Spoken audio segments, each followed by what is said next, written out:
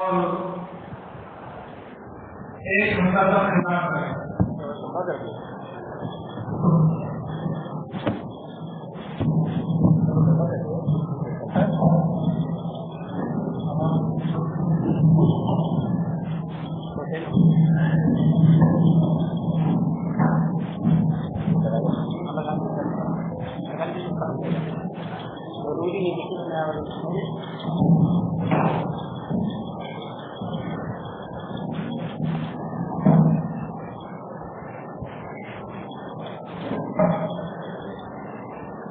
السلام علیکم ورحمۃ اللہ وبرکاتہ. بسم اللہ الرحمن الرحیم والصلاۃ والسلام علی نبینا محمد وعلی آلہ وصحبہ اجمعین ومن تبعهم بإحسان إلى يوم الدين. أما بعد. قال الله تعالى: ومن آياته أن خلق لكم من أنفسكم أزواجا لتسكنوا إليها وجعل بينكم مودة ورحمة.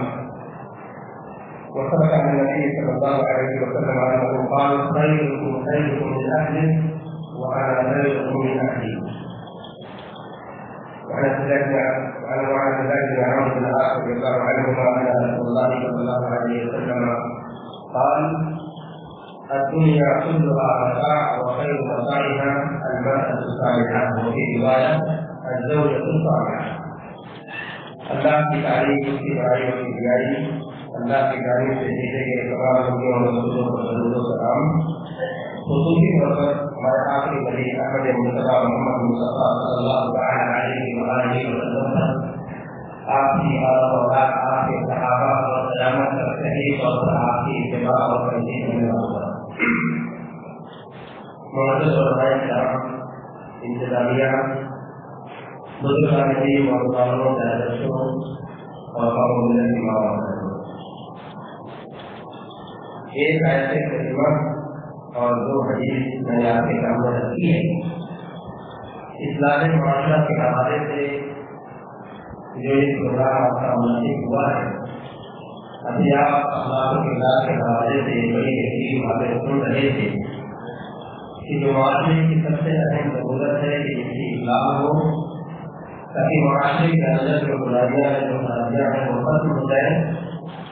اور اسی سے ملتی جلتی ایک بات جو میں آپ کے سامنے رکھوں گا وہ ہے نیک عورت، دنیا کی عظیم ترین دولت، جس سے ایک گھر کو جنت کہا جاتا ہے، جس سے اولاد کی اچھی تربیت ہوتی ہے، جس سے معاشرے کی اصلاح ہوتی ہے، جس سے پوری دنیا کے اندر اچھائیاں پیدا ہوتی ہے، جس سے ایک مرد کی اصلاح ہوتی ہے اور جس کے ذریعے آپ کی سوسائٹی اور آپ کے معاشرے کو ایک ایسا رنگ اور روپ ملتا ہے.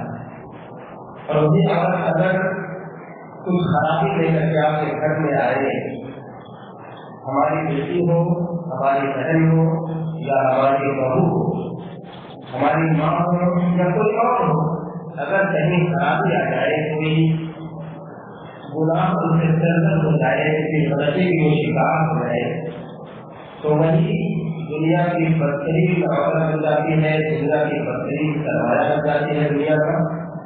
اور پورے معاشرے کے اندر گناہ کی ایک ایسی ہوا بڑھتی ہے جس کو روکنا تھوڑا بڑا مشکل ہو جاتا ہے.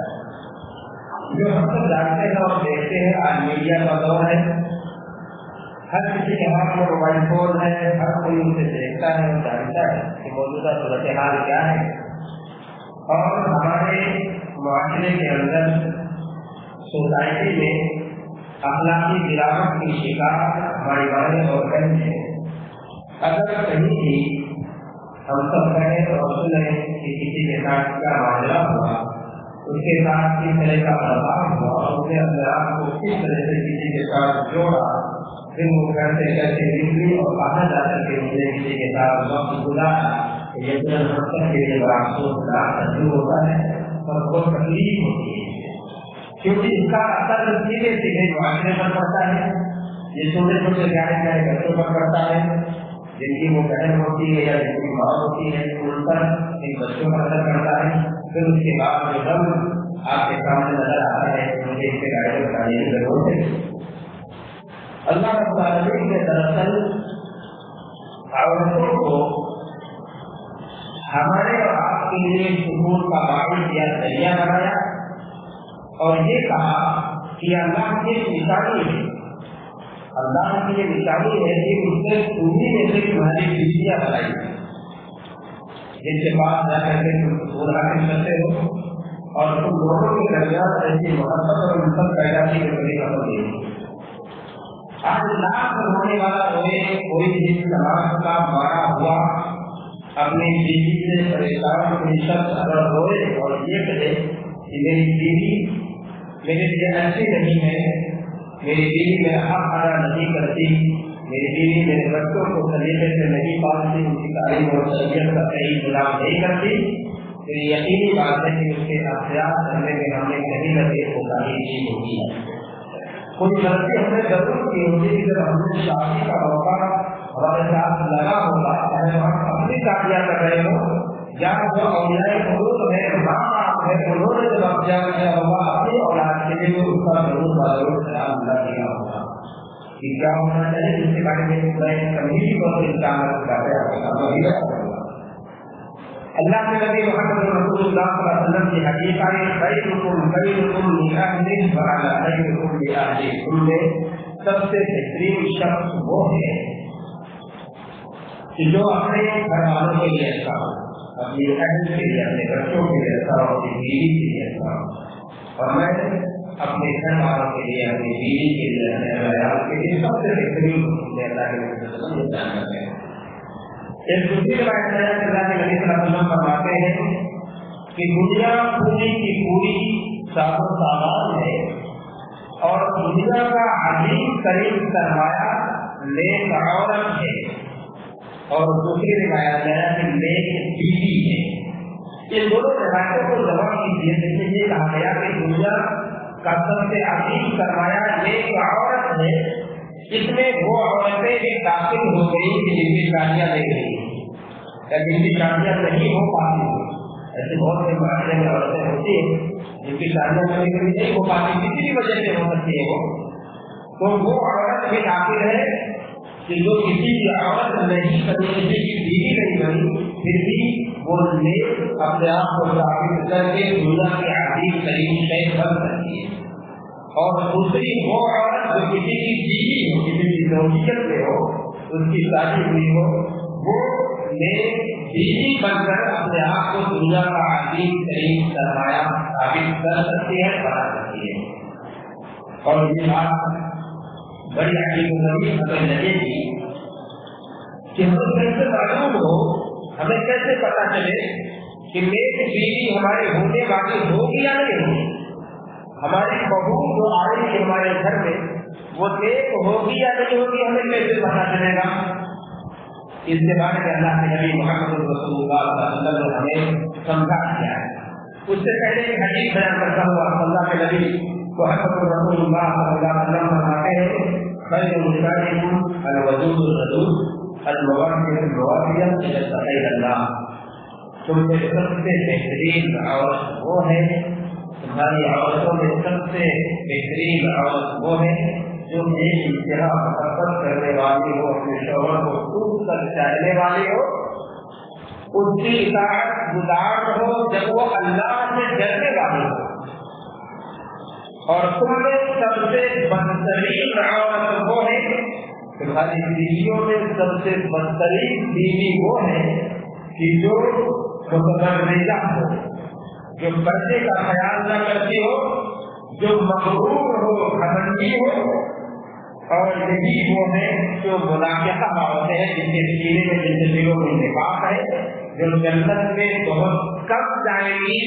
جیسے کہ ایسے کبوتر یا جیسے کہ اگر آپ کو وہ کوکے جو نظر آتے ہیں، بعض کوکے ایسے ہوتے ہیں کہ جو جن کے پیروں میں سفیدی ہوتی ہے، پیروں میں سفیدی والے کوکے کسی کو دکھے نہیں، بہت کم، اگر کہیں نظر آ گئے تو نظر آ گئے، کہا بالکل ویسے ہی عورتوں کی تعداد بھی کم ہوگی جنت میں، کیونکہ وہ متخیلات میں سے ہے، متبرجہ ہوتی ہے اور کسی طرح سے متبرجہ ہوتی ہے، بے پردہ ہوتی ہے اور اللہ سے ڈرنے والی نہیں ہوتی، اپنے شوہروں کی نافرمان ہوتی ہے۔ یہ برائی نہیں ہے دراصل. ہمارے بھائیوں بہنیں یہ نہ سمجھے کہ ہماری اور آپ کی شریعت میں ہمیں اور آپ کو وہ مقام نہیں دیا جس کی آپ مستحق ہیں. یقیناً اس سے پہلے والے ٹکڑے کے حدیث سے یہ بیان کر دیا گیا کہ بہترین عورت وہ ہے جو اپنے شوہر کو ٹوٹ کر چاہنے والی ہو, محبت کرنے والی ہو, اس کی فرما بردار ہو, اللہ سے ڈرنے والی. آپ اگر ایسی ہے تو یہ اللہ العالمین کا آپ پر کرم, اور یہ حدیث مصطفیٰ صلی اللہ علیہ وسلم آپ کے حق میں. اگر آپ ایسے نہیں ہے, آپ مغرور ہیں, کسی بھی چیز کا غرور ہو سکتا ہے, کسی بھی چیز کا پسند ہو سکتا ہے سب کے آنچل لگ کے کبھی کبھی بے پردہ بازاروں میں گھوم سکتی ہے, چل سکتی ہے, تو پھر اس آداب میں یعنی حدیث کے دوسرے ٹکڑے میں آپ شامل ہو جائے گی. اس میں یہ کہا گیا کہ جنت میں ایسی عورتیں بہت کم ہوگی کیونکہ یہ سب خدا ان کے پاس ہے, عورتیں بہت کم ہوگی کیونکہ یہ سب خدا ہے وہ گزرتی رہے گی. ہمیں کیسے پتا ہو کہ ہمارے گھر کی بہو اچھی ہو سکتی ہے؟ ہمیں کیسے پتا ہو کہ میری ہونے والی بیوی اچھی ہو سکتی ہے, نیک ہو سکتی ہے, ہمارے گھر کی جنت ہو سکتی ہے, ہمارے بچوں کی تربیت کرنے والی ہو سکتی ہے؟ اس کا فلسفہ ہمیں سکھایا ہے اللہ کے نبی محمد رسول اللہ صلی اللہ علیہ وسلم کے حدیث میں کوئی رسول سکھائے ہیں. تم پر الفرق کو یاد رکھیں, لباسها ولجمالها ولدينها ولجمالها ولحسبها ولدينها فاظفر بذاته. آپ اپنے معاشرے کو دیکھیے, اپنے گھر کو دیکھیے, اپنے آپ کو دیکھیے کہ اگر مجھے نکاح کرنا ہو اپنا یا اپنے بچوں کا, تو معیار مجھے کیا بنانا ہے؟ کس چیز کو میں سامنے رکھ کر کے اس رشتے کو آگے بڑھاؤں گا؟ یا اگر میں کسی سے کہوں کہ بھائی میرے بیٹے کے لیے ایک بیٹی تلاش کر دیجیے کسی کی, تو معیار میرا کیا ہوگا, میں کیا بنیاد بنا کر کے ان سے کہوں گا؟ ہم جیسے ہر آدمی اپنے بارے میں کم سے کم یہ جانتا ہوگا کہ میں نے نکاح اگر کیا ہے اپنا یا اپنے بیٹے کا, تو بنیاد کیا ہے, اس کو سمجھیے. حدیث میں آیا کہ 4 چیزوں کی بنیاد پر شادیاں ہوتی ہیں, کوئی باقی چیز نہیں. یہ 4 چیزیں انتہائی اہم, اور انہیں کو دیکھ کر معاشرے کے اندر یہ رخ بنتا ہے, یہ مزاج بنتا ہے کہ نکاح کو وجود میں لایا جائے. پہلے کہا کہ مالداری کو دیکھتا ہے انسان, دوسرا کہا کہ حسن و جمال کو, خوبصورتی کو دیکھتا ہے انسان, تیسرا کہا حسب و نسب اور خاندان کو دیکھتا ہے انسان, اور چوتھا کہا دینداری کو دیکھتا ہے انسان. یہ 4 چیزیں, 5ویں کوئی اور چیز میرے نظر میں نہیں ہے. حدیث میں 4 چیزوں کا تذکرہ ہے. اندازہ کیجیے کہ ان 4 چیزوں میں پہلی چیز جو دنیا کی زینت ہے, المال والبنون زینت الحیات الدنیا, مال اور اولاد یہ دنیا کی زینت ہے. اللہ کے نبی صلی اللہ علیہ وسلم فرماتے ہیں دنیا کی زینت میں سے ایک زینت جو مال ہے اس کو دیکھ کر انسان نکاح کرتا ہے. لیکن اللہ تعالی نے ایک جگہ فرمایا, یا ایھا الذین آمنوا لا تلهکم اموالکم ولا اولادکم عن ذکر اللہ. اے ایمان والو, تمہارے مال اور تمہاری اولاد تمہیں دنیا کے اندر اللہ سے غافل نہ کرے. یہ دونوں چیزیں دنیا کی زینت ہے, دنیا کے اندر فخر و مباحات کا ذریعہ ہے. کسی کو اگر اپنی حیثیت بتانی ہو تو انسان سب سے پہلے مالداری کے بارے میں گفتگو کرتا ہے. میرے پاس بینک بیلنس کتنا ہے, میرے پاس پراپرٹی کتنی ہے, میرے پاس کاروبار کیا ہے, اپنا سارا سب کچھ لوگوں کے سامنے رکھے گا اور کہے گا بھائی اگر رشتہ میرے بیٹے کے لیے چاہیے تو جہاں بھی جانا ان سے یہ کہنا کہ 50 لاکھ 1 کروڑ کا مالک میں ہوں, میرے پاس 50-100 بیگھے زمین ہے, میری لڑکی جو گھر میں اس کی لڑکی جو میرے گھر میں آئے گی میری بہو بن کر, اس کی حیثیت بھی کسی کے مطابق ہونی چاہیے. یہ مالداری جو ہے دراصل دنیا کی زینت ہے جس سے انسان کی پہچان ہوتی ہے, اور انسان اس کے ذریعے لوگوں کے درمیان معروف ہوتا ہے, لوگ اسے پہچانتے ہیں اس کے ذریعے سے. یہ بڑا مالدار بنا ہے. مالداری چیز نہیں ہے. مال کو طلب کرنا, مال کو کمانا, اس کو حاصل کرنے کے جدوجہد کرنا, محنت کرنا بالکل برا نہیں ہے, بالکل نہیں. لیکن دنیا کی زینت ہے, لیکن اسے کو اللہ رب العالمین نے کہا اے لوگوں تمہارے بال تمہیں اللہ کی یاد سے غافل نہ کریں. مسئلہ یہ نکلا کہ اگر یہ مال ہمارے لیے دنیا کے اندر اللہ رب العالمین کی یاد سے غافل کرنے کا ذریعہ بن جائے تو وہ مال صحیح ہمارے حق میں نہیں ہو سکتا. بات یہ تھی کہ اللہ کے نبی نے فرمایا کہ مالداری کو دیکھ کر لوگ کیا کیا کرتے ہیں. لوگ حسن و جمال کو خوبصورتی جو موجودہ زمانے کا سب سے بڑا فتنہ بنا ہوا ہے. نوجوانوں اگر تمہاری شادیاں نہ ہوئی ہو تو یہ بات دھیان سے سنو کہ دور حاضر کے اندر ایک بڑا فتنہ یہ بنا ہے کہ نوجوان طبقہ اسے کسی مالداری سے کوئی واسطہ نہیں, کسی ادب و نظر سے کوئی واسطہ نہیں, کسی دینداری سے کوئی واسطہ نہیں, بس اسے چاہیے تو کیا چاہیے, اسے حسن و جمال چاہیے. یہ بڑے افسوس کی بات ہے. اور ہمیں چاہیے کہ جو اولیاء قبور ہیں, جو ان کے ذمہ داران ہیں, جو بڑے ہیں, اس بات کو انہیں سمجھائیں کہ یہ خوبصورتی دراصل جو حدیث میں نے شروع میں بیان کی عمومی طور پر ایک بہت بڑا سبب بنتی ہے میاں اور بیوی کے درمیان کے اختلاف کا. اگر اس کا شوہر حسن و جمال کے معاملے میں اس کے حفظ اللہ حکمہ نے لکھا ہے کہ عام طور پر جہاں دو رشتوں میں بگاڑ ہوتا ہے میاں اور بیوی کے درمیان, وہاں دونوں کے درمیان تفاوت کا ہونا, فرق کا ہونا, چاہے وہ تفاوت مالداری میں ہو, لڑکا پیسے والا ہے لڑکی پیسے والی نہیں ہے, لڑکا پیسے والا نہیں غریب ہے لڑکی پیسے والی ہے, لڑکی خوبصورت زیادہ ہے لڑکا بدصورت نکل گیا, لڑکی خوبصورت نہیں لڑکا بڑا خوبصورت نکل گیا, یا اور دوسری چیزیں خاندان میں کبھی کبھار ہو جاتے ہیں ایسے کہ کوئی خاندان میں اعلیٰ ہوتے ہیں. ہمارے یہاں بھی بہت سارے خاندان اپنے آپ کو اعلیٰ سمجھتے ہیں اور کچھ جن کو حقیر سمجھا جاتا ہے, جن کو کمتر سمجھا جاتا ہے, لڑکی وہاں کی ہوگی. تو یہ سب بھی اختلاف کے بہت سارے اسباب میں سے سبب ہے جس کی وجہ سے دونوں کے درمیان لڑائی پیدا ہو جاتی ہے. تو حسن و جمال کی یہ معیار بنایا ہے لوگوں نے شادیوں کیا ہے. تیسری چیز خاندان کو معیار بنایا گیا کہ خاندان کیسا ہو, کون سے خاندان سے تعلق رکھتے ہیں وہ لڑکے یا لڑکی, ان کے گھر والے, یہ سب بھی دیکھنا ہے. تو کی بات جو اللہ کے نبی صلی اللہ علیہ وسلم نے بیان کی اور اسی کے بارے میں کہا پر بلا فکری دینداری کو ترجیح دو. دینداری کی بنیاد پر بھی شادیاں ہوتی ہے, لہٰذا اے لوگوں دینداری کو ترجیح دو. یہی سب سے اہم پوائنٹ ہے. اگر کسی کو دیندار لڑکی مل جائے, کسی کو دین والی لڑکی مل جائے, کسی کو شریعت پسند لڑکی مل جائے, کسی کو اچھے اخلاق و کردار والی لڑکی مل جائے, تو یہ پیارے پیارے چھوٹے چھوٹے بچوں کی تربیت اچھی ہوتی ہے. شوہر اتنا بگڑا پورا ہو اس کو سنبھال دیتی ہے, وہ گھر کے اندر کتنی برائی کیوں نہ ہو گھر کی برائیاں دور کر دیتی ہے. اور اس طرح سے اگر عورتیں ہمارے خاندان میں آ جائے, ہمارے ہر گھر میں آ جائے, تو گھر کے ماحول کو بالکل درست کر دیتی ہے.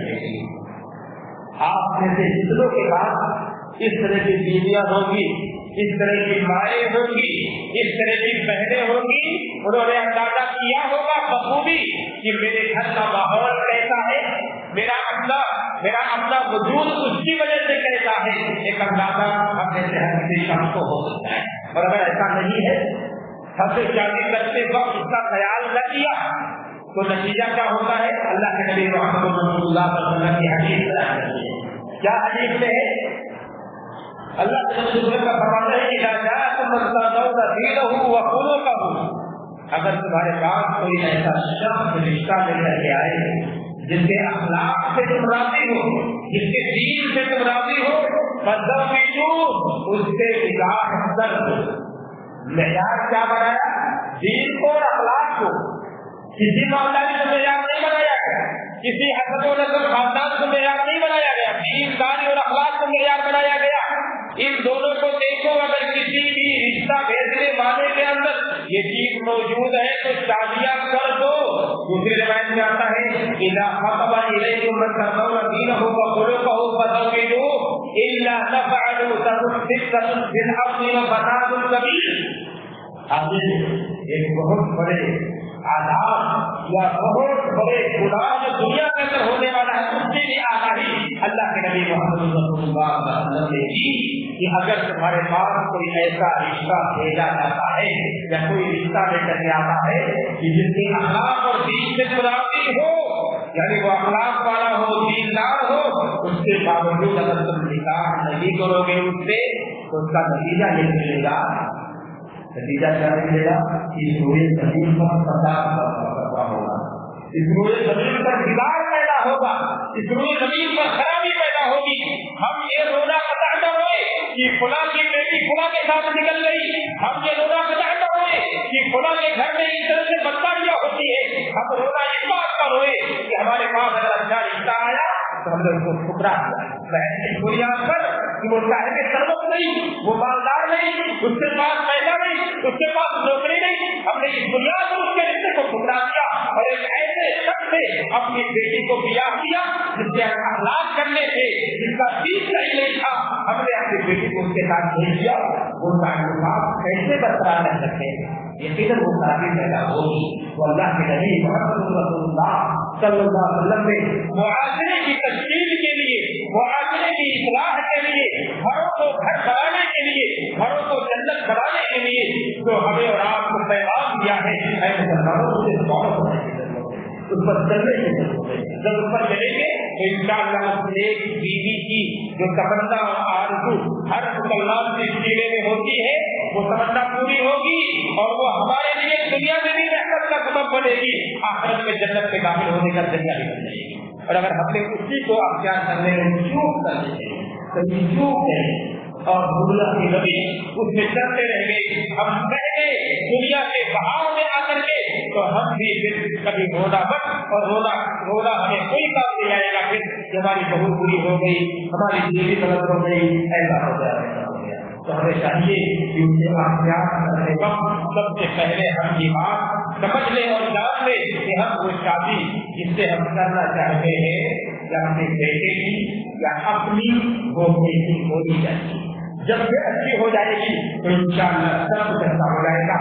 آج دیکھیے بچہ کے اتفاق آپ کے سامنے رکھتا ہو جائے گی، اللہ کے نبی محمد رسول اللہ صلی اللہ علیہ وسلم کی حدیث فرماتے ہیں الا اخبركم بخير ما يكنز المرء، کیا میں تمہیں اس سب سے عظیم خزانے سے باخبر نہ کر دوں؟ دنیا کا سب سے عظیم سب سے بڑا خزانہ جو کسی بھی مرد کے پاس ہوتا ہے اس خزانے کے بارے میں تمہیں نہ بتا دوں؟ اللہ کے نبی فرماتے ہیں المرأة الصالحہ، وہ نیک بیوی ہے یا نیک عورت ہے جو دنیا کی سب سے عظیم خزانہ ہے، دنیا کا سب سے عظیم سرمایہ ہے، اور وہ نیک عورت کیسی ہوتی ہے؟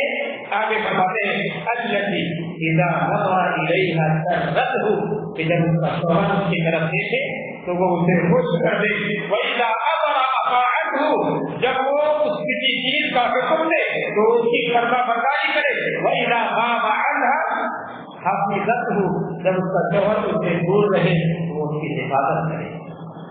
مجھے بتائے گا اپنے سینے کے ہاتھ رکھ کے حقیقت سے آئی نہیں، ہم میں سے بہت سارے بزرگ بھی ہیں، بہت سے نوجوان بھی ہیں اور یہ چھوٹے چھوٹے بچے ہیں جن کی عمر ابھی دھیرے دھیرے آگے بڑھے گی، جس کی بھی ہم اور آپ شادیاں کریں گے انشاءاللہ جیسا کہ آگے، اور یہ اندازہ کریں ہم اور آپ کہ جو صفات بیان کیا ہو حدیث کی روشنی میں کہ شوہر کو خوش کرنے والی ہو، شوہر اگر اس کی طرف دیکھے تو اسے خوش کرنے والی ہو، شوہر اگر کسی چیز کا حکم دے تو اس کی فرما برداری کرنے والی ہو، اور شوہر اگر گھر سے دور ہو تو اس کی حفاظت کرنے والی ہو۔ ہم جیسے کتنے ایسے لوگ ہیں کہ جن کی بیویاں ان کی باتوں کو تسلیم کرتی ہیں۔ میری ماں اور بہنیں اگر میری آواز سن رہی ہو اس بات کو جانے اور سمجھے، اگر اپنے آپ کو نیک بیوی کے صفات میں رکھنا ہے، اس کیٹیگری میں خود کو رکھنا ہے، تو مجھے بتاؤ آپ نے اپنے شوہروں کی فرما برداری کہاں کی ہے؟ شوہر نے اگر کسی چیز کا حکم دیا تو آپ نے کہاں تک اسے نبھایا ہے؟ اگر شوہر نے کہا کہ تمہیں فلاں جگہ نہیں جانا تو کیا تم نے اس کی اجازت کے بغیر اس جگہ گئے یا نہیں گئے؟ اگر شوہر نے کہا کہ تمہیں ایسا نہیں کرنا تو اس کی اجازت کے بغیر تم نے کیا کہ نہیں کیا؟ یہ اندازہ آپ خود لگائے، اور ہمارے جو مرد حضرات ہیں وہ بھی اندازہ کرے کہ آپ اگر کسی چیز کا حکم دیتے ہیں تو آپ کی بیویاں آپ کی باتوں کو تسلیم کرتی ہے یا نہیں کرتی کرنی ہے, اور اگر آپ اپنے گھر سے جدا ہوتے ہیں, دور ہوتے ہیں, تو آپ کی عزت و عصمت کی حفاظت ہوتی ہے یا نہیں ہوتی ہے؟ آپ اس کا اندازہ خود کریں. اس کے بعد دیکھیں ہماری بیویاں ہمارے لیے کیا ہے. اللہ کا فضل اور شکر ادا کرے کہ فضل پر کہ اللہ رب العالمین نے اگر آپ کو ایک ایسی بیوی عطا کی جو آپ کے بچوں کا خیال کرنے والی ہے, آپ کے احکامات کو عمل کرنے والی ہے, آپ کے گھر کی حفاظت کرنے والی ہے, آپ جس چیز کا حکم ہے اس کو ماننے والی ہے, آپ کو دیکھ کے آپ کو خوش کرنے والی ہے, یقین مانیے کہ دنیا کا عجیب ترین خبر آپ کے ہاتھوں میں ہے. دنیا کا عجیب ترین خبر آپ کے پاس ہے. آپ اس کا احساس کیجیے اور احساس دلائیے بھی اپنی بیوی کو کہ اللہ کے نبی نے مجھے یہ خوشخبری سنائی ہے کہ اگر میری بیوی ایسی ہے تو گویا کہ میرے اندر میرے پاس دنیا کا سب سے عجیب خزانہ میرے گھر کے اندر موجود ہے. مجھے مال کی حوث نہیں, مجھے کسی مطلب کی حوث نہیں, مجھے کسی اور چیز کی حوث نہیں, مجھے کسی چیز کی طرف نہیں. دنیا کا عجیب ترین سرمایہ میرے گھر کے میرے چوکٹ کے اندر موجود ہے جو میرے پاس ہر وقت ہوتا ہے. اس کا احساس دلائیے, آپ اپنی بیوی کی ذریعے سے بتائیے. تو سب سے پہلی چیز کیا ہوئی؟ اپنے شوہر کی فرما بردار ہو, اور جب شوہر اسے دیکھے تو اسے خوش کرنے والی ہو, اس کی انتہائی محبت کرنے والی ہو, اور دنیاوی اور دینی معاملات سے اپنے شوہر کی مدد کرنے والی ہو.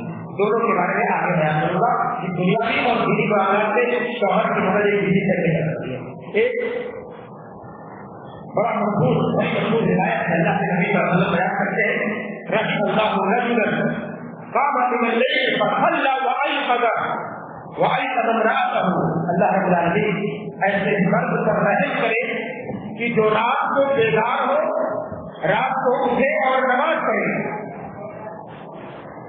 قام من الليل, رات کو اٹھے اور وہ نماز پڑھے, وأيقظ امرأته, اور اپنی بیوی کو جگائے. کس کے لیے ہے یہ؟ مرد اللہ کے لیے. یہ بات اللہ رحم کرے ایسے شخص پر کہ جو رات میں اٹھے, نماز پڑھے اور اپنی بیوی کو جگائے, اور کہا اگر وہ بیوی اٹھنے سے انکار کرے, آپ جگا رہے اسے نماز پڑھنے کے لیے بیدار کر رہے, وہ اٹھنے سے انکار کرے, فرماتے ہیں نہ اپنی وجہ اللہ, اس کے چہرے پر پانی ڈالے تاکہ وہ بیدار ہو جائے. آگے فرماتے ہیں ورحم اللہ امرأۃ, اللہ رب العالمین رحم کرے ایک ایسی عورت پر بھی جو رات کو اٹھے, قامت من الليل فصلى, رات کو اٹھے اور نماز پڑھے اور اپنے شوہر کو جگائے, اور اگر وہ شوہر اٹھنے سے منع کرے تو اس کے چہرے پر پانی ڈالے. یہ دیکھیے دونوں کو آپ ایک ہی نظریے سے دیکھیے. ہم اپنے بارے میں پہلے غور کریں, ہم نے کبھی ایسا کیا, ایسے عمل کیا نہیں کیا, اس کو کیجیے. اور کرنے کے بعد آپ دونوں کے درمیان کیا اور کسی کے درمیان دینی محبت کا جذبہ دیکھیے, انشاءاللہ دوسری رات کو وہ آپ کے لیے اٹھنے کے تیار کریں. کیا کہا, آدمی رات میں بیدار ہو, نماز پڑھے, اپنی بیوی کو بھی جگائے پڑھنے کے لیے. تہجد کی بات نہیں, فجر کی نماز کے لیے نہیں, فجر کی نماز کا تو ہوگا اس کا واجب ہے, اس لیے نفل کے لیے ہے کہ نفلی نماز پڑھنے کے لیے آدمی بیدار ہو, اپنی بیوی کو بھی جگائے, اور جگانے کا اس قدر اس کو احساس ہو کہ اگر وہ نہ اٹھ رہی ہو تو پانی اس کے چہرے پر ڈالے. اور بیویوں کو چاہیے کہ اس سے ناراض نہ ہو کہ میری نیند میں خلل ہو رہی ہے, بلکہ انہیں چاہیے کہ شوہر کی اس محبت پر جو اسے جنت کی طرف لے کے جانا چاہتا ہے, رات میں آخری پہر میں اپنا اکیلے لے جانا چاہتا ہے, وہ اٹھتا ہے اور آپ کو بھی اٹھاتا ہے تاکہ آپ کی نماز پڑھے اور جنت کی طرف چل پڑے, تو ان کی اس بات پر, ان کی دعوت پر برا نہ مانے, بلکہ انہیں اور اس کے امر کی اس کو تابع داری کرے. اور اس بیوی کو بھی جو بیوی اٹھے اور نماز پڑھے اور وہ شوہر کو سو رہا ہو اسے جگائے, اور شوہر کو پتا برا ماننے کی ضرورت نہیں ہے, بلکہ ہو سکتا ہے ایسا کہ دن کا تھکا ہارا اگر رات کو سونے کے لیے آئے اور اس کی بیوی کا حجت گزار ہونے والی وہ رات میں اٹھے اور اسے بھی اٹھانے کی کوشش کرے, یہ تو 2-4 گالیاں تو ضرور ملے گا, اسے 2-4 گالیاں دے گا کہ دن پر تھکا ہارا آیا ہو رات میں سونے کے لیے دیکھے. یہ بری چیز نہیں ہے, یا اچھی چیز ہے, اور یہ خوش نصیبی ہے کہ کسی کو ایسی بیوی مل جائے جو آپ کو جگانے والی ہو, नमाज तहज्जुद पढ़ाने वाली भी जाए, इसको आजमाइए करें, और मेरी माँ और बहने भी आजमाए करें, हदीस पर कम से कम अमल करें ऐसा कि अल्लाह के नबी सल्लल्लाहु अलैहि वसल्लम ने ऐसे लोगों के लिए रहमत की दुआ की है कि रहमत नाज़िल हो ऐसे लोगों पर जो इस तरह का काम करते हैं अपनी बीवियों के लिए, उनके शौहर और वो बीवियाँ अपने शौहरों के लिए ऐसा करती है। और इस तरह की एक नई मिसालें भरी पड़ी है तारीख के अंदर कि जो बड़ी अच्छी बीवियां गुजरी है, औरतें गुजरी है, जो नेक और सालिहा थी, जिनके सीने में अल्लाह का डर था, खौफ था, जिनके पास तकवा था, अल्लाह की विलायत थी उनके अंदर, और अल्लाह के लिए जीती थी, अल्लाह के लिए मर्जी थी, और अपने शौहरों के फरमाबरदारी थी। कभी भी शौहरों के साथ लड़ाते नहीं थे, कभी भी शौहरों के हुक्म की नाफरमानी नहीं की उन्होंने, कभी उन्होंने सवाल नहीं किया आपने ऐसा क्यों किया, ऐसा क्यों नहीं किया, ऐसा करके तो ऐसा होगा, ऐसा क्यों कर दिया, ऐसा हो गया। ये सारी सूरत-ए-हाल उनके सामने नहीं पेश होती है। अगर पेश भी होती है तो कभी भी शौहरों से उलझती नहीं है।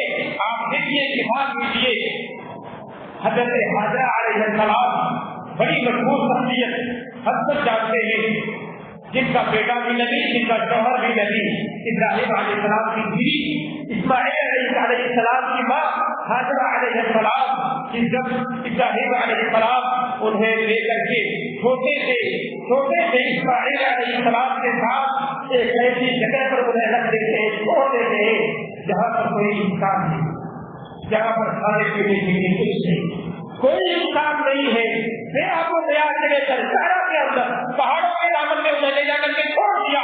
मक्का की सरजमीन में वो औरत जो इंतहाई नेक औरत थी, अल्लाह वाली थी, वो कहती है, क्या कहती है, जब वो जाने लगते ही इब्राहिम छोड़ रहे तो कहती है अय्न तज़हबू व ततरुकना फी हाज़ल वादी अल्लज़ी लैसा फ़ीहा अनीसुन वला शै। ऐ इब्राहिम, तुम हमें एक ऐसी जगह पर छोड़कर, एक ऐसे वादी में छोड़कर कहाँ जा रहे हो जहाँ न तो इंसान है न ही कोई और चीज है, ऐसी जगह छोड़कर तुम कहाँ जा रहे हो। फिर उसके बाद बार बार वो कहती रही, पीछे चलती रही, और इब्राहिम अलैहिस्सलाम उनकी तरफ से तवज्जो नहीं देते। जरा गौर करें, कभी के जमाने में हम भी सुना करते थे, छोटे छोटे बच्चे थे 8-10 साल के, ऐसा होता था कि शौहर नाराज होकर घर से निकलता था और बीवियां उनको मनाने के लिए गांव की बीवियां उनके पीछे चलती थी। ये बात मुझे याद है, मैंने अपनी आंखों से देखा है। इसे बीवियां मनाती थी, उन्हें रोती थी, चीखती थी, और ये कहती थी आप हमसे नाराज होकर कहाँ जा रहे हैं, घर छोड़कर मत जाइए। वो मोहब्बत ही होती। आज वो मोहब्बत बढ़ चुकी है, वो मोहब्बत दिलों से निकल चुकी है। रियाकारियां ज्यादा आ गई है, दिखावे ज्यादा आ गए हैं, दुनिया तलबी ज्यादा आ गई है, इसीलिए इंसान की मोहब्बतें धीरे धीरे कम होने लगी है। बीवी की मोहब्बत तो सिर्फ शौहर से ऐसी होती है कि शौहर अगर कहीं बीवी को छोड़कर जाने लगे तो कदीम जमाने में पूरे गाँव की औरतें एक मर्द को छोड़ने के लिए रोड तक आती थी, सड़क तक आती थी कि उसका आदमी कमाने के लिए जा रहा है घर नहीं। ये सूरत हाल पहले हुआ करती, मैंने अपनी आंखों से देखा है। पड़ोस की औरतें निकलकर रोती और बिलखती हुई निकलती थी। 1 साल के बाद एक शख्स का चेहरा देखना है। ये मोबाइल नहीं था जो आज हमें और आपको आमने सामने फेस टू फेस इंसान देख रहा है एक दूसरे को। 25 साल 30 साल पहले सूरत हाल ये होती थी कि जब कोई मर जाता था, किसी की माँ मर गई, किसी का बाप मर गया, किसी की बीवी, किसी के बच्चे मर गए, खबर 1 महीने के बाद मिलती थी खतों के जरिए से कि आपकी माँ की वफात हो गई है। उससे सीने पर क्या गुजरती होगी जरा सोचे। आज सेकंडों में खबर मिल जाती है। ये तरक्की का जो जमाना है हम और आप इसे देख रहे हैं। कहने का मतलब ये है बीवी की मोहब्बत अपने शौहर से किस कदर होती है। हाजरा अलैहिस्सलाम पीछे दौड़ी नहीं जा रही है इब्राहिम अलैहिस्सलाम के, और ये कह रही है आप किसके सहारे हमें छोड़ कर जा रहे हैं, ऐसी जगह जहाँ न कोई दुकान है न तो कोई चीज है, आप कहाँ जा रहे हैं। जब कोई उनकी तरफ इल्तिफात नहीं होता और वो रोते नहीं है तो वो कहती है अल्लाह वो हमारा का लिहाजा इब्राहिम, क्या तुम्हारे रब ने तुम्हें इस बात का हुक्म दिया है कि तुम हमें इस तरह छोड़े जा रहे हो।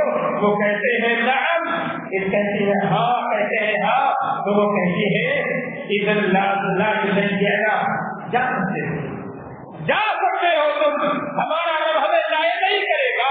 अरे मेरी माँ और बहनों, अगर सीधे में ईमान है तो इसका तकवा हमारे अंदर होना चाहिए कि अल्लाह का अगर तवक्कुल है किसी भी मसले में, तो ईमान हमारा ये कहता है कि अल्लाह पर ईमान लाने वाला कभी भी बदाखीरा नहीं हो सकता, ईमान में कमजोर नहीं हो सकता, अल्लाह पर एतमाद में कमजोर नहीं हो सकता। दुनिया की कोई ताकत किसी भी मसले में उसे टच से बच नहीं कर सकती। मुसीबत के पहाड़ भी अगर टूट जाए, आंधियां से कर जाए, तो ईमान वाले की हालत कभी भी कम नहीं होती, उसके सीने से ईमान निकलता नहीं है, बल्कि उसके ईमान में इजाफा होता है। जब भी मुसीबतें आती है, परेशानियां आती है, अपने मामले को अल्लाह के हवाले करता है और ये समझता है कि अल्लाह रब्बुल आलमीन ने इंशाअल्लाह उससे अपने बेहतर फैसला किया होगा। कोई भी फैसला हो उससे तैयार होना चाहिए, उस फैसले को कबूल करना चाहिए। ये ईमान वाले मर्द और औरत की पहचान होती है कि कभी भी अल्लाह रब्बुल आलमीन से नाउमीद नहीं होता। ये हमारी भतीजा भाई हाजरा रज़ियल्लाहु अलैहा की कि जिनका इस्तेदाद था कि अल्लाह पर एतबार करते हुए अपने शौहर को जाने की है। फिर इसके बाद पूरी तारीख आपको पता है कि क्या हुआ। भाई भतीजा भाई हाजरा के साथ तो इस्माइल अलैहिस्सलाम के बाद में नबी बनाए गए, इसका वाक़या लंबा हो नहीं जाता है। भाई खदीजा रज़ियल्लाहु अन्हा का वाक़या बहुत मशहूर है। एक बीवी की हैसियत से हम सब जानते हैं अल्लाह के नबी मोहम्मद रसूलुल्लाह सल्लल्लाहु अलैहि वसल्लम आपके माल की इजाजत किया करते थे। आप ईमान वाले, आपको अभी भी नबूवत नहीं मिली थी, उससे पहले भाई खदीजा के माल की इजाजत किया करते थे। भाई खदीजा ने आपके अखलाक को देखा, किरदार को देखा, रिश्ता भेजा और वो पैगाम ऐसा था, अखलाक दीन को देखकर, बेहतरीन अमल को देखकर, उनके अखलाक को किरदार को देखकर वो निकाह हो गया, शादी हो गई। एक बीवी, समझदार बीवी अपने शौहर को तसल्लियां कैसे देती है, परेशानी में उसका साथ कैसे देती है, इससे बड़ी मिसाल तारीफ से लड़के की होगी जब हमारे नबी मोहम्मद रसूलुल्लाह सल्लल्लाहु अलैहि वसल्लम पर वही का नुज़ूल हुआ। गाने हिरा में अल्लाह के नबी सल्लल्लाहु अलैहि वसल्लम तशरीफ ले गए अपने घर में, परेशानी का हालत है, अपने चेहरे पर उदासी है, खौफ और डर का माहौल है, सीना और दिल धड़क रहा है। अपनी बीवी के पास जाते हैं। यहाँ पर एक नुक्ता उलमा ने नकल किया, यहाँ पर उलमा ने नुक्ता नकल किया कि अगर कभी भी परेशानी आपके पास हो तो बेहतरीन इलाज आपकी बीवी के पास मिल सकता है। परेशानी का कोई बुरी बात नहीं। आज के दौर में एक माहौल बना है कि शौहर अगर बीवी की तरफ ज्यादा तवज्जो दे दे तो उससे माँ बाप उसे कहते हैं बीवी का गुलाम हो गया। अरे बुजुर्गों, मेरी माँ और बहनों ने सुनो, और अरे मेरे बुजुर्ग हजरात बात तो सुनो। अगर शौहर अपनी बीवी की तरफ तवज्जो देता है तो उसके दीन का तकाजा है, उसका ख्याल करे। ये बीवी की गुलामी नहीं होती, बल्कि वो उसकी जिम्मेदारी का एहसास है जो उसकी तरफ उसे झुकाता है, उसकी तरफ मायल करता है। बीवियों को अपनी खूबियों को लोग में रखना इस्लाम का तरीका पता नहीं हो सकता, ईमान वालों का तरीका पता नहीं हो सकता।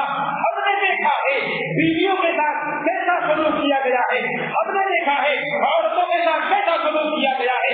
दूसरे धर्मों को देखिए, औरतों को इजाजत नहीं होती कि शौहर के साथ कभी बैठ कर रोने वाला खा ले, शौहर खाने का बीवी बाद में खाना खाएगी। कौन सा इंसाफ है ये हमारे हदीस में हमारे घरों में भी हुआ करता था। मुसलमानों के घरों में ऐसी आदत थी कि घर के मर्द हजरात पहले खाना खा लेते, बीवियां बाद में खाना खाएगी। क्यों? कहाँ से है तरीका?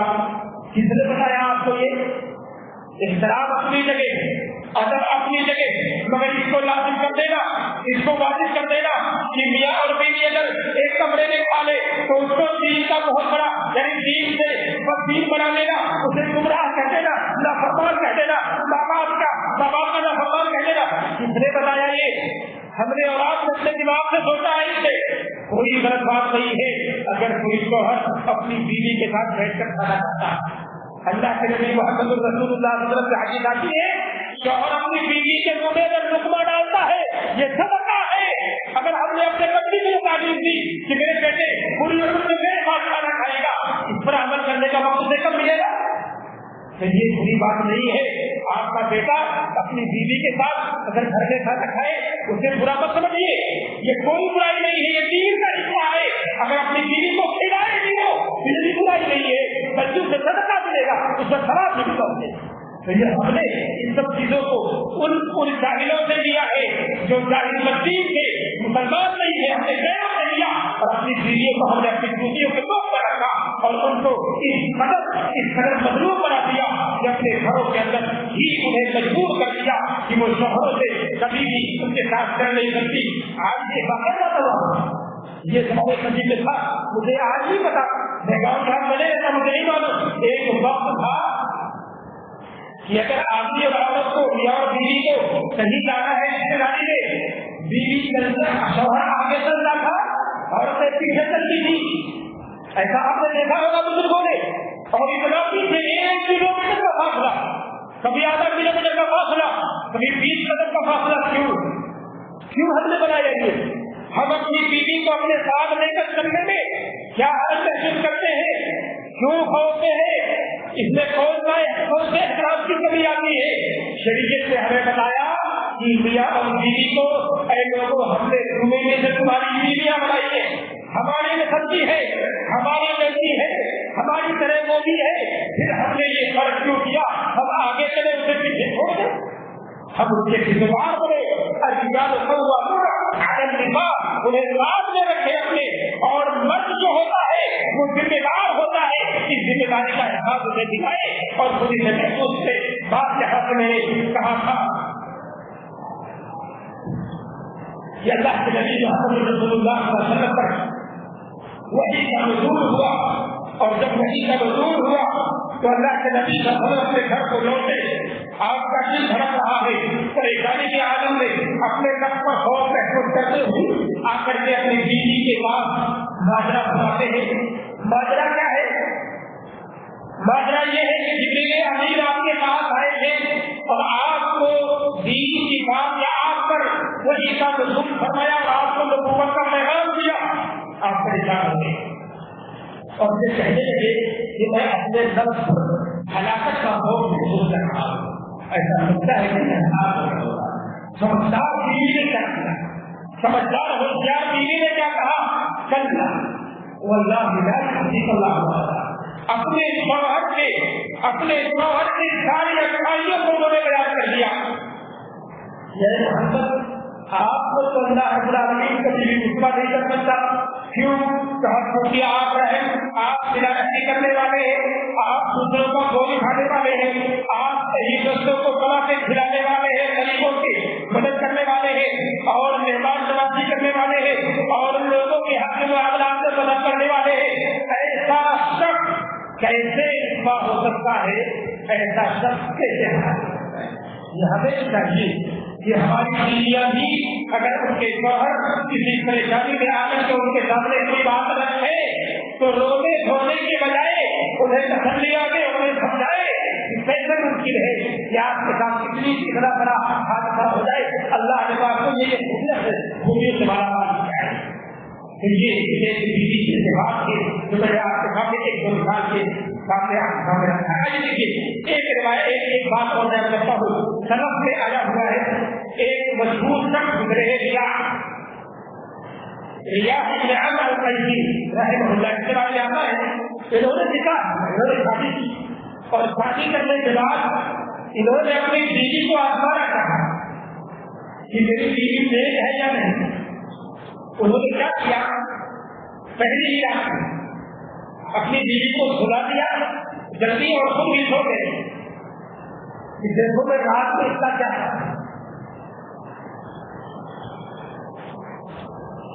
جب رات کا کچھ حصہ جاگ رہے ہیں, وہ سونے کا سوئے نہیں, سونے کا ڈرامہ کرنے کر رہے کہ میں سو رہا ہوں. میری بیوی کو ایسا 1/3 رات گزری, ان کی بیوی اٹھتی ہے, نماز پڑھتی ہے اور انہیں جگاتی ہے, تم یا اے وہ نماز پڑھ لو. وہ سوتے ہیں کہتے ہیں اٹھو. ایک طریقہ ہوتا ہے جگانے کا. جب کوئی بیویاں کہتی ہے کہ اٹھو آتی ہے اٹھتا ہوں, انہوں نے کہا اٹھتا ہوں, تو سو نہیں رہے جا کے نہیں اٹھتا. پھر وہ ڈائری اپنی نماز پڑھنے لگتی ہے. آدھی رات ہو گئی, انہوں نے پھر سے جگانا شروع کیا, خود یا اٹھو نماز پڑھ لو. پھر وہ کہتے ٹھیک ہے ٹھیک ہے اٹھتا اور سو جاتے ہیں، اور حالانکہ وہ سو ہی نہیں جاتے ہیں، یہاں تک کہ رات کا 3 حصہ بدل جاتا ہے، پھر وہ جگاتی ہے ادھر کہتی ہے اٹھو اور نماز پڑھ لو سستی کے ساتھ، پھر وہ کہتے ہیں ٹھیک ہے اٹھتا ہو، پھر وہ ایسے ہی سو جاتے ہیں یہاں تک کہ رات ختم ہو جاتی ہے، اور جب رات ختم ہو جاتی ہے تو ایک بیوی اپنے شوہر کے بارے میں جسے وہ جگا رہی ہے، جو انتہائی نیک شخص ہے لیکن وہ اپنی بیوی کا امتحان دے رہا ہے کہ اس کی بیوی کیسی ہے، وہ کہتی ہے کہ میری بھی قسمت ہوتی تھی وہ ایسے شخص انسانی ہوتی۔ اب بتائیں اگر بیوی اس کا نماز پڑھے رات میں اور شوہر سو رہا ہو، بیوی جگا رہی ہو، شوہر بے پرواہ ہو، بیوی فجر کی نماز پڑھ رہی ہو اور شوہر سویا ہوا نماز ہو، بیوی نمازوں کی پابند ہو، شوہر بالکل پابندی نہ کر رہا ہو، تو ایسی صورت میں بیوی کیا کہے گی کہ میری بھی قسمت پھوٹی تھی جو ایسا شخص مجھے مل گیا۔ اور اس کے برعکس اگر ہو جائے شوہر نمازی ہو، متقی اور پرہیزگار ہو، راتوں کو تہجد پڑھنے والا ہو، بیوی اس کا خیال نہ کرنے والی ہو، تو شوہر بھی یہی بات کہہ سکتا ہے کہ میری قسمت ہوتی تھی ایسی بیوی نہیں۔ سب سے عبادت کو بیان کر کے عبادت کو ختم کرتا ہوں۔ آگے دیکھیں ایک بیوی جو ہوتی ہے اپنے گھر کے اندر اللہ رب العالمین کی عبادت کرنے والی ہوتی ہے، جس کا حکم سب کو دیا گیا ہے وما خلقت الجن والانس الا ليعبدون وقرن في بيوتكن ولا تبرجن تبرج الجاهليه الاولى۔ شریعت نے یہ پیغام دیا عورتوں کو کہ اپنے گھر کے اندر رہو اور کہا نماز ادا کرو، واقعی الصلاۃ واقعی الزکات، نماز بھی تمہیں پڑھنا ہے، زکات بھی تمہیں دینا ہے، اللہ اور اس کے رسول کی اطاعت بھی کرنی ہے اور اپنے گھروں کو لازم پکڑنا ہے۔ یہ سب سے پہلا ایک پوائنٹ ہے، دوسرا ہے ایک بیوی کے لیے کہ اپنے گھر کے اندر اللہ رب العالمین کی عبادت گزار بن جائے، اللہ رب العالمین کی عبادت کرنے والی ہو، اپنے گھر کے اندر جمع ہو رہے۔ اس کی وجہ کیا ہے؟ اس کی وجہ یہ ہے کیونکہ اللہ رب العالمین نے یہ واجب کیا ہے، اور دوسری سب سے بڑی وجہ یہ پیارے پیارے بچے، چھوٹی چھوٹی بچیاں جو گھروں کے اندر ہوتی ہے، اپنی ماؤں کو دیکھ کر تربیت کا راستہ اپناتی ہے۔ جو اس کی ماں نمازی ہے، اس کی ماں نماز ادا کرتی ہے، اس کی ماں زکات دیتی ہے، اللہ ان کے رسول کی فتح بتا ہے، تو یہ بچے یا بچے جب دھیرے دھیرے پرواز کرتے ہیں تو ان کی تربیت کا اثر اپنی ماں کو دیکھ کر اس انداز سے ہوتا ہے کہ بہت زیادہ ان پر محنت کرنے کی ضرورت نہیں ہوتی، کیونکہ وہ اپنے گھروں کے ماحول سے واقف ہوتے ہیں اور اپنے گھر کے ماحول کو اپنے جینے میں اپنے کردار میں اتارتے ہیں، اور وہ خود نماز کا پابند ہو سکے، مسجدوں کا عمل کرتے ہیں۔ دوسری اہم چیز بیویاں جو ہوتی ہیں وہ گھروں کے لیے سکون اور قرار ہوتی ہے، گھروں کے لیے سکون کا ذریعہ ہوتی ہے، شوہر کے لیے سکون کا باعث ہوتی ہے۔ اسی لیے شریعت نے کہا کہ وہ میرے آیات ہی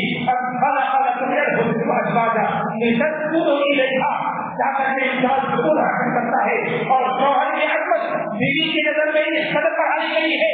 ہم سب جانتے ہیں کہ اگر شریعت میں کسی کو اللہ کے علاوہ سجدے کی اجازت ہوتی تو اللہ کے نبی صلی اللہ علیہ وسلم کہتے ہیں میں حکم دے گا کہ بیوی اپنے شوہر کے لیے سجدہ کرے، لیکن یہ اجازت نہیں ہے، یہ شوہر کا مقام ہے بیویوں کی نظر میں، یا بیوی کا شوہر کا مقام ہے بیویوں کے لیے۔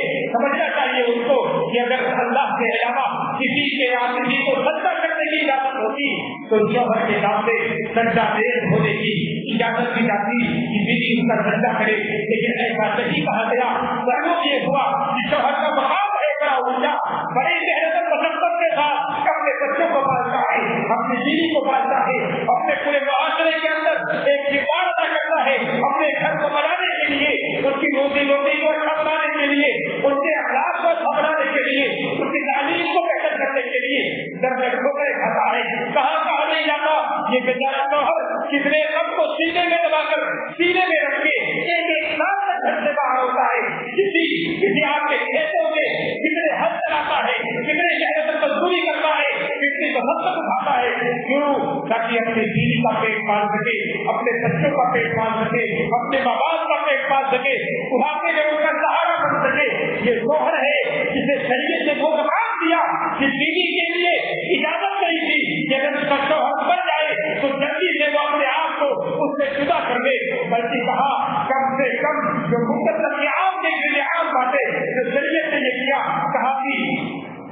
وفات کے بعد بھی اسلام نے اس کے مقام کو کم نہیں کیا، اس کے مقام کو اونچا کیا، فرمایا لا یحل لامرأة تؤمن باللہ والیوم الآخر، کسی عورت کے لیے حلال نہیں ہے جو اللہ پر ایمان رکھتی ہو، جو یوم آخرت پر ایمان رکھتی ہو، الدہیقہ علی میت فوق ثلاث، کہ کسی بھی میت پر 3 دن سے زیادہ بھوک کا اظہار نہیں، کسی کے لیے جائز نہیں ہے، مگر ایک بیوی کے لیے اجازت دی، یہ کہا الا علی زوج فإنها تحل علیہ 4 اشہر وعشرا، سوائے اس بیوی کے جس کا شوہر وفات پایا ہو، وہ 3 دن کے اندر اپنے شوہر سے جدا نہیں ہو سکتی، بلکہ اسے مکمل 3 مہینے، کہا مکمل اسے 4 مہینے اور 10 دن تک اپنے شوہر کے مرنے پر سوگ میں رہنا ہے، اسے جدا نہیں کیا گیا ہے۔ یہ شوہر اور بیوی کا رشتہ ہے جو مرنے کے بعد بھی جب بھی ختم نہیں ہو رہا ہے، 4 مہینے 10 دن مکمل اسے سوگ میں رہنا ہے اپنے شوہر کے مرنے کے بعد۔ یہ شریعت نے مقام دیا ہے شوہروں کو، اور ہمیشہ ایک شکایت ہوتی ہے، ہمیشہ یہ شکایت ہوتی ہے، بہت سے نوجوان لڑکے آتے ہیں، مسئلے مسائل دریافت کرتے ہیں، اپنے گھر کے حالات بتاتے ہیں، اپنی بیویوں سے ان کی ناکامی کو بتاتے ہیں، ان کے تعلقات میں خرابی کو بتاتے ہیں اور ان کی نافرمانیوں کا تذکرہ کرتے ہیں۔ سکون گھروں میں نہیں ہے، بے سکونی کا ماحول ہے، اختلاف گھروں میں نہیں ہے، شوہر گھر میں داخل ہوتا ہے، بیویاں اس کے اوپر چیز پڑتی ہے، شوہر پریشان ہوتا ہے، وہ یہ سوچتا ہے کہ میں تو باہر ہی ٹھیک تھا، گھر کے اندر کیوں آ گیا، لیکن جن کی بیویاں اچھی ہو وہ باہر ان کا دل نہیں لگتا، وہ اپنے گھروں میں آ کر سکون تلاش کرتے ہیں، اپنے گھروں میں وہ جنت محسوس کرتے ہیں۔ لیکن اگر گھر کے اندر اگر رہنے والی اس کی بیوی سکھا ہو تو شوہر اپنے گھروں سے دھیرے دھیرے دور ہونے لگتے ہیں، اپنی بیویوں سے دور ہونے لگتے ہیں، یہاں تک کہ نوبت ایسی پہنچ جاتی ہے کہ طلاق تک کی نوبت آتی ہے اور دونوں میں جدائی رکھی جاتی ہے۔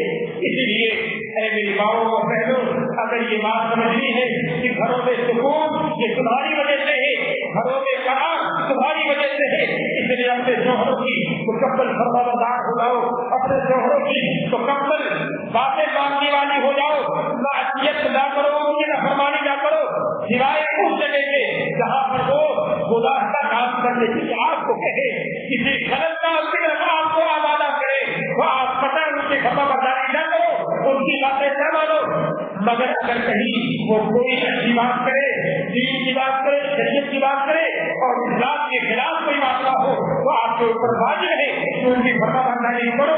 اس لیے اس کے ذریعے سے آپ دونوں کے درمیان محبت پیدا ہوگی، سکون کا ماحول ہوگا اور گھر کے اندر ہمارے اور آپ کے گھروں میں سکون پیدا ہوگا۔ اسی طرح سے گھر کے اعمال جو ہے، گھر کے کام جو ہے، اس سے زیادہ کسی باہر والے کی ذمہ داری نہیں ہے، وہ گھر کی بیٹی کی ذمہ داری نہیں ہے، بیٹیاں اپنے گھر چلی جاتی ہے نکاح کر کے شادی کر کے، گھر کی ذمہ داری ایک بیوی کی ہوتی ہے۔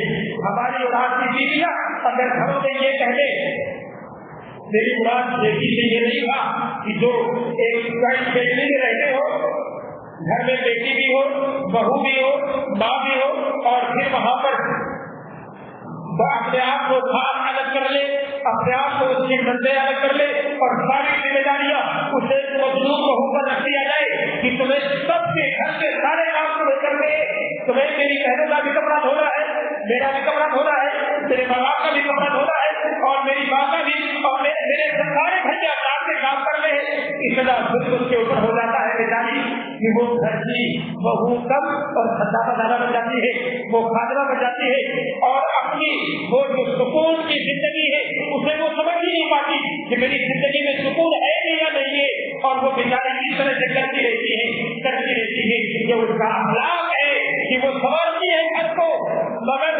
ہمیں چاہیے کہ گھر کے ماحول کو بدلا جائے، اس پرانے ریتی رواج کو بدلا جائے، اس پرانے طریقے کو بدلا جائے، ایک ماحول ایسا ہو گھر کے اندر جہاں پر انسانیت کا ماحول ہو، جہاں پر پیار اور محبت کا ماحول ہو، گھر کی بہو بھی کام کر رہی ہو، گھر کی بیٹیاں بھی کام کر رہی ہو، گھر کی ماں بھی اگر کوئی کام کرنے کے لائق ہو وہ بھی ہاتھ بٹا رہی ہو، محبت کے ذریعے سب مل کر کے کیا جائے، اللہ کی قسم اختلافات نہیں ہوں گے۔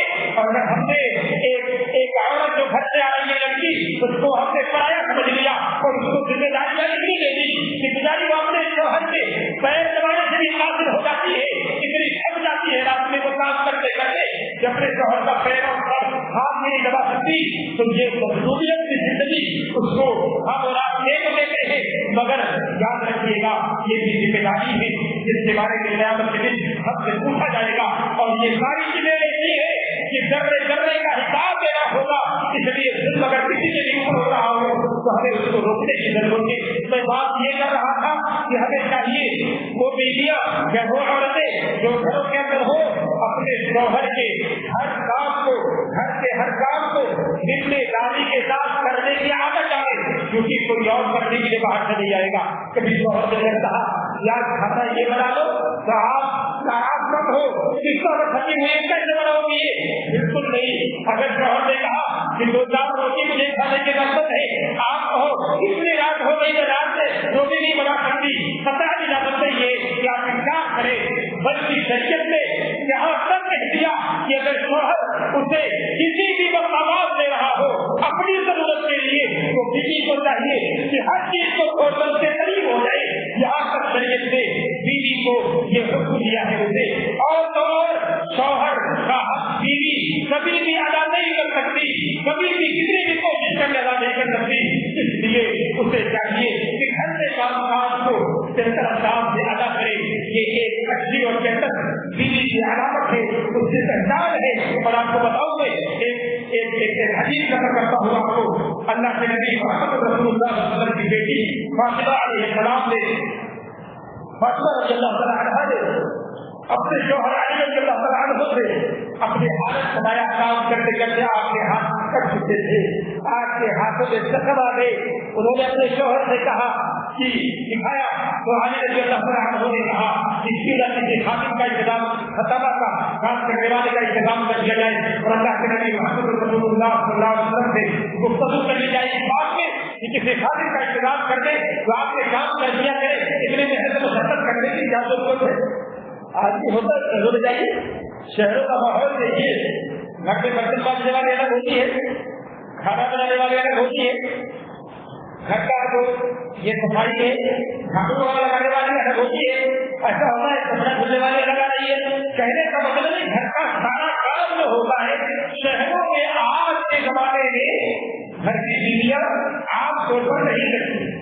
इसका और बड़ा हुआ है, ये बुरी बात नहीं है, मैं बुराई नहीं कर रहा हूँ।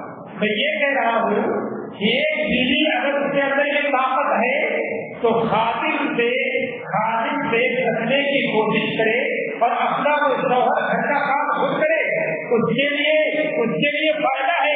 शरीयत ने फायदा बताया। फायदा कहाँ है? जब ये बात अल्लाह के नबी मोहम्मद रसूलुल्लाह सल्लल्लाहु अलैहि वसल्लम से कही गई, बताई गई कि एक खातिम फातिमा अपनी चहेती बेटी, सबसे चहेती बेटी फातिमा रज़ियल्लाहु तआला अन्हा के लिए इंतजाम करते अल्लाह के नबी ने बताया, अला अदुल्लुकी अला मा हुआ खैरुल लकी मिन हादिस, ऐ फातिमा क्या मैं तुम्हारे लिए तुम्हें रहनुमाई न करूं एक उस बेहतरीन अमल की तरफ जो तुम्हारे लिए खातिम से कहीं ज्यादा बेहतर है। अल्लाह के नबी सल्लल्लाहु अलैहि वसल्लम अगर कोई बात है जिसका रहनुमाई न करो तो कोई कैसे कहेगा कि हमें रहनुमाई नहीं चाहिए? उन्होंने कहा बिल्कुल। तो उन्होंने जवाब दिया इजा अमरी इला फिराशी सब यही सलासत व सलासीन, ऐ फातिमा अपने बिस्तर पर जब जाओ तो 33 मरतबा सुभान अल्लाह, कितने मरतबा? 33 मरतबा। मेरी बात पढ़े नोट करें इसको। काम करने से थकने की जरूरत नहीं है, और अगर थकान निकल जाए तो बिस्तर पर आकर के ये पढ़ लिया करो, बड़ा फायदा है, बड़ी नेकी मिलने वाली है। काम से कभी भी बोर मत हो, उलझन की शिकार मत हो, या आप पूरा दिन थके करते करते इतने सारे काम कर डाले थक गई हो, बिल्कुल थकने की जरूरत नहीं है। जब ये समझ में आ जाएगा 33 मरतबा कह दिया करो, वाहिदी सलासन व सलामीन 33 मरतबा अल्हम्दुलिल्लाह कह दिया करो, व कब्बीरी सलासन व सलामीन 33 मरतबा अल्लाहु अकबर कह दिया करो। उसके साथ ये मेरी माँ और बहनों के लिए बिल्कुल मुश्किल नहीं है, बड़ा आसान है। 33 मरतबा आपको 3 बार 33 बार 99 बार ये अल्फाज कह रहे हैं, सुभान अल्लाह, अल्हम्दुलिल्लाह, अल्लाहु अकबर कहा। जब ये बात अल्लाह के नबी सल्लल्लाहु अलैहि वसल्लम ने फातिमा रज़ियल्लाहु अन्हा को बताया कि तुम ऐसा कह लिया करो कि तुम्हारे लिए खाली में बेहतर है। तो दरवाजे की ओर से वो सुन रही थी आपकी बातों को, आपने दरवाजे से अपने सर को पीछे कर लिया और कहती है नबी को बिल्लाहि व रसूलिही मरते दो बार उन्होंने कहा मैं अल्लाह के रसूल से राजी हो गई, मैं अल्लाह के रसूल से राजी हो गई, मुझे किसी हाजत की बुलाने की जरूरत नहीं। इसीलिए घर के कामकाज को करना ये बोझ न समझा जाए, मेरी माँ और बहने को बोझ न समझे, इसको जिम्मेदारी समझे और बहुत बड़ा निजात का जरिया समझे, जिसके जरिए से उन्हें निजात मिलने वाली है। और तीसरी बात ये है कि मेरी माँ और बहनों को चाहिए कि जो उनके शौहर कहे हलाल चीजों में किसी भी हलाल काम के करने को कहे तो उसकी फर्माबरदारी की जाए, उसको तस्लीम किया जाए। और बड़ी वो हज आपके सामने पहले ही पेश कर रखी है और आमतौर पर ये देखने में आता है कि आज मुझे बात कीजिएगा, आज आमतौर पर देखने में आता है कि हमारी बहनें जो अपने शोहरों के लिए बहुत ज्यादा बड़ा और जिला का ख्याल नहीं करती, बिल्कुल नहीं ख्याल करती है, अपने घरों के अंदर रहती है और बिल्कुल बेपरवाह सूरत में रहती है, बेपरवाह कोई परवाह नहीं। उन्हें होना ये चाहिए कि सजदा संवरना इस्लाम में जायज़ है, सजना संवरना इस्लाम में जायज़ है, इस्लाम के दायरे में रहते हुए अपने शोहरों को खुश करना ये इस्लाम में जायज़ है तुम्हारे लिए। इसलिए अपने शोहरों के सामने खुद को आप अच्छे अंदाज से पेश करो, खुद को अच्छे अंदाज से पेश करो। कितनी शिकायतें आती है कि मेरी बीवी तो हमेशा ऐसी वो बड़ी कैफियत में रहती है, करने के बाद भी देने सब नहीं करती। और कहीं अगर शादी ब्याह में जाना हो, कहीं किसी रिश्तेदारी में जाना हो, मुझे बताने की जरूरत नहीं है, जितना वक्त लगता है मैं सजने और संवरने में। इसलिए मेरी माँ पहले ये सारा वक्त अपने शोहरों के लिए दे। अगर चाहती है कि उनका शोहर उनसे मोहब्बत करने वाला हो और उनका शोहर उनका ख्याल करने वाला हो तो कहा बहुत सारी चीजें, उनमें से एक चीज जरूरी ये चीज है कि उनका वो खुद ख्याल रखे ताकि उनका शोहर उनकी तरफ मायक भी हो।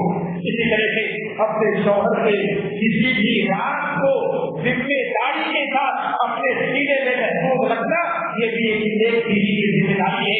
आजकल एक आम माहौल है कि शोहर ने कोई लेना तरक्की कर दी, बीवी को कभी गाली दे दी तो उसकी बीवी पूरे पड़ोस में जाकर के अपने शोहर की कीमत करती है। इस्लाम में ये कहा है कि अपने शौहर के बाद कोई गलती भी अगर उसके अंदर हो, कोई गुनाह भी उसके अंदर हो, उसकी इस्लाह करने वाली बन जाए और उससे गुनाह पर पर्दा डालने हुए उसके साथ जिंदगी गुजारने वाले बन जाए और उससे गुनाह के साथ एक अच्छी जिंदगी जीने की ख्वाहिश बंद रहे और साथ ही साथ उससे इस्लाह की कोशिश भी करते रहे। ना कि एक माहौल का जायजा लेते हुए सेकंड में एक शौहर ने अगर गलती की तो उसकी बुराई पूरी सोसाइटी पूरे गांव में आज करनी जाती है और दुनिया के सामने उसे दुआ कर दिया जाता है कि जो औरतें उसके ऊपर थूकने लगती है और उसकी बुराई की वजह से उसके गुनाह की वजह से उसको अपने नजरों से देखना निभाना नहीं चाहिए। तो बीवियों को चाहिए कि अपने शोहरों के राज की हिफाजत करने वाली हो, उनकी इज्जत और इज्जत की हिफाजत करने वाली हो और कोई भी गुनाह अगर उसके शोहर से हो जो उसकी बीवी को पता हो उस पर पर्दा डालने वाली हो ताकि उसकी रुसवाई न हो। ये बीवी की अलामत है और साथ ही साथ उसके शोहर के माल की हिफाजत करने वाली हो। हिफाजत का मतलब ये है कि उससे खयानत करने वाली ना हो। बहुत सारी बीवियां होती है कि अपने शोहरों के जेब में पैसे चुराती, पैसे निकालती है, जरूरत के मुताबिक वो ले सकती है। जायज है उनके लिए कि अगर उनका शोहर में खर्चा न देता हो, उनका शोहर पर जुल्म करता हो तो बीवियों के लिए जायज है कि अपने बच्चों की देख रेख के लिए, उनकी तालीम और तरबियत के लिए, उनकी नशो नुमा के लिए, एक अच्छी जिंदगी और बेहतर जिंदगी के लिए अपने शोहर के जेब से उस मिकदार में पैसे चुरा सकती है जितनी उन्हें जरूरत हो। लेकिन वो खयानत न करने वाली है। खयानत का मतलब ये है कि शोहर ने 50,000 रुपया रखने के लिए इसको रसूल इबादत से बीवी ने क्या किया, 10,000 से शिकायत कर दिया और कहे आपको 40 दिन दिए थे, झूठ सुनने वाली उसके बाद ये हिफाजत करने वाली सच्चाई के बाद भी वो कह सकती है कि मुझे जरूरत इस प्रकार की, मैंने अपने बच्चों के लिए कपड़े खरीद लिए, मैंने मुलाकात करने बिल्कुल जाएगा उसके लिए। लेकिन ये सब चीजें प्यार और मोहब्बत में होनी चाहिए ताकि आपस में नाकामी ना हो, इख्तिलाफ ना हो। और जब ये सारी सूरत हाल पैदा होगी तो यकीन मानिए शरीयत ने ये पैगाम दिया है वह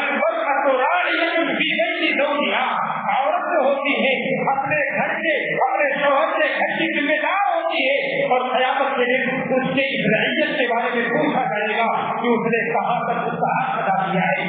نیک بیوی جو ہوتی ہے وہ اچھا معاملہ کرنے والی ہوتی ہے, بہترین معاملہ کرنے والی ہوتی ہے, اور وہ معاملہ شوہر کے ساتھ بھی اچھا ہونا چاہیے, اس کے والدین کے ساتھ بھی اچھا ہونا چاہیے, شوہر کے بہنوں کے ساتھ بھی اچھا ہونا چاہیے, شوہر کے بھائیوں کے ساتھ اور شوہر کے بھائیوں کی بیویوں کے ساتھ بھی اچھا ہونا چاہیے. وہ حسن معاملہ پڑوسیوں کے ساتھ بھی اچھا ہونا چاہیے. یہ حسن معاملہ جب ہوگا تو ایک اچھا اور بہتر کردار پورے گاؤں کے سامنے وجود میں آئے گا, اور پھر ایسے کردار کے لیے لوگ دعائیں دیں گے, ایسے کردار کی لوگ دعائیاں دیں گے, اور ایسے کی تعریف لوگ کریں گے اور دنیا والوں کے سامنے رکھیں گے کہ دیکھو فلاں کی بیوی فلاں کی بہو کتنی اچھی ہے, ایسی بہو کی ہمیں ضرورت ہے, ایسی بیوی کی ہمیں ضرورت ہے. اس طرح کی تعریفیں ہوگی. اس لیے ہمیں چاہیے ایسے بہنوں اپنے کردار کو سنبھالو, اپنے معاملات کو سنبھالو, اپنے معاملات کو سب کے ساتھ رکھو.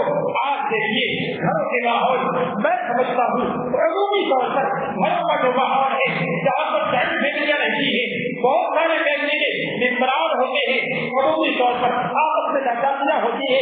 ایک بھائی کی بیوی دوسرے بھائی کی بیوی سے گفتگو نہیں کرتی, اپنے شوہر کو اور اس کے بھائی کے خلاف اٹھاتی ہے, اس کے خلاف بھڑکاتی ہے, دونوں میں درجہ اختلاف پیدا کرنے کی کوشش کرتی ہے. ذرا سی بات کیا ہوئی اس کی ساتھ نے پھر سے کیا دیا, اتنا رائی کا پہاڑ بنا کر کے اپنے شوہر کے سامنے روتی ہے. اس قدر ہوتی ہے کہ وہی شوہر اپنے ماں باپ سے بدتر ہو جاتا ہے جس ماں باپ نے اسے پہلا کیا ہے, اسے زندگی کے ان مقام تک پہنچایا ہے کہ جہاں پر اس کو آخری پڑاؤ میں انتہائی ضرورت ہے, اس مقام پر جا کر کے وہ ماں باپ سے بدتر ہوتا ہے. جہاں تک نوبت پہنچتی ہے گھروں کی حالت ہے, یہ معاشرے کی حالت ہے, یہ سوسائٹی کی حالت ہے. یہ آپ جائزہ لیجیے, یہ میں یقین سے کہہ سکتا ہوں جہاں بھی یہ حالات ہے. آج شوہروں نے لڑکوں نے اپنی بیویوں کو لے کر کے اپنے ماں باپ سے کراچی اختیار کر لیے, اپنی زندگی جیل میں جیتے ہیں, اپنے ماں باپ کی فکر نہیں کرتے. سب سے ایسی اولاد میں اپنے ماں باپ کی فرما بردار نہ نکلے یا آخری عمر میں ان کے کردار اور ان کے اپنے کردار کے ذریعے ان کے مسائل کو حل کرنے والے نہ بن جائے. ایسی اولاد رہنا بیکار ہے. اور خوب بڑے شروع ہو والی ایسی اولاد جو اپنے ماں باپ کے لیے سر کا درد بن جائے اور ماں باپ یہ کہنے لگ جائے کہ میری اولاد میرے لیے برائی کا ذریعہ بن رہی ہے, میری اولاد میرے لیے بیکاری کا ذریعہ بن رہی ہے اور گالیاں دینے والا آپ رہی ہے. ایسی اولاد ہونے سے بہتر ہے کہ اولاد بن جائے. ایسے اولاد کو ایسے ماں باپ کو ضرورت نہیں ہے ایسی اولاد کی. لہٰذا ہمیں چاہیے کہ اپنے گھروں کو اس قدر بہتر بنائے, ایسا حقیق بنائے, وہ ماحول بنائے اور اپنی بیویوں کے ان درد کو پکڑنے کی کوشش کرے کہ جہاں بھی ہم دیکھیں کہ اختلافات کا ماحول بن رہا ہو وہاں ہم اس درد کو بڑھانے کی کوشش کرے اور گھر کے ماحول کو بگاڑنے نہ دے. یہ تقاضا ہے دین کا, یہ تقاضا ہے شریعت کا, یہ تقاضا ہے معاشرے کا, یہ تقاضا ہے آپ کے ماحول کا. اس ماحول کو جو بگڑتا ہوا جا رہا ہے اس کو سنبھالنا ہماری اولاد کی ذمہ داری ہے, یہ بزرگوں کی ذمہ داری ہے. اپنے اولاد کو سمجھائے اور نوجوانوں کی ذمہ داری ہے اپنے ماں باپ کو بھی اپنے سے جدا نہ ہونے دے, ایسی نوبت نہ آنے دے کہ وہ آپ کے خلاف بھی برائیاں کرنے لگ جائے, آپ کے خلاف بھی بھروسے گفتگو کرنے لگ جائے. اس لیے سب سے زیادہ انتہائی ضروری ہے. اور آخری بات یہ ہے کہ اچھی وہ ہوتی ہے جو وقت کو منظم کرنے والی ہو, اپنے پورے دن اور رات کو حساب کے ساتھ بالکل شیڈول تیار کر لے, ایک متعینہ میعاد اور وقت کے ساتھ چلنے والی ہو, لائحہ عمل بنا لے کہ آج کے دن صبح سے شام تک, رات سے سونے تک مجھے کیا کرنا ہے, کیسے کرنا ہے, اس حساب سے اپنے وقت کو منظم طریقے سے جب نکالے گی تو انشاءاللہ اس کا سب کچھ ٹھیک ٹھاک گزرے گا.